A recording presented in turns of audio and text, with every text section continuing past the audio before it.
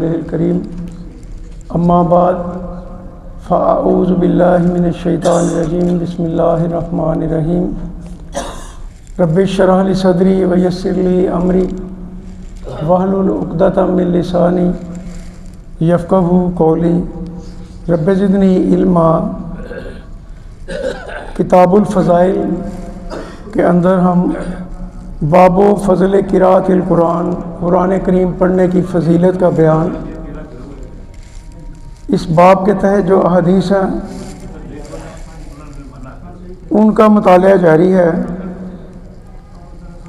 وعن ابن عمر رضی اللہ عنہما عن النبی صلی اللہ علیہ وسلم قال لا حسد الا فی اثنتین رجل آتاہ اللہ القرآن فہو یقوم بہ آناء اللیل وآناء النہار۔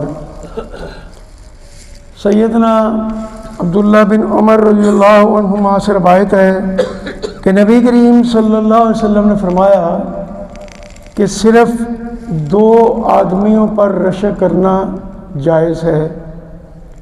ایک وہ آدمی جسے اللہ نے قرآن عطا کیا، یعنی اسے حفظ کرنے کی توفیق عطا فرمائی، پس وہ اس کے ساتھ رات اور دن کی گھڑیوں میں قیام کرتا ہے، یعنی اللہ تعالیٰ کی عبادت کرتا ہے۔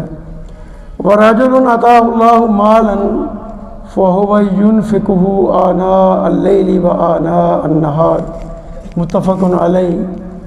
اور دوسرا وہ آدمی جسے اللہ تعالیٰ نے مال و دولت سے نوازا اور وہ اسے اللہ کی راہ میں دن اور رات کی گھڑیوں میں خرچ کرتا ہے۔ اسے امام بخاری اور امام مسلم دونوں نے صحیح بخاری اور صحیح مسلم میں روایت کیا ہے۔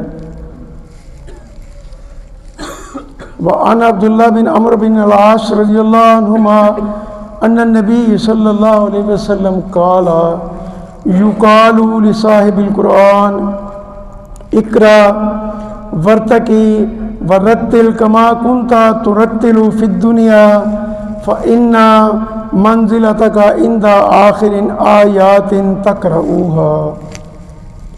سیدنا عبداللہ بن عمر بن عاص رضی اللہ عنہ سے روایت ہے کہ رسول اللہ صلی اللہ علیہ وسلم نے فرمایا کہ روز قیامت صاحب قرآن پڑھنے اور اسے حفظ کرنے والے سے کہا جائے گا کہ قرآن کو پڑھتا جا اور اپنی منزلیں چڑھتا جا، اور اس طرح آہستہ آہستہ تلاوت کر جیسے تو دنیا میں ترتیل سے پڑھتا تھا، پس تیرا مقام وہ ہوگا جہاں تیری آخری آیت کی تلاوت ہوگی۔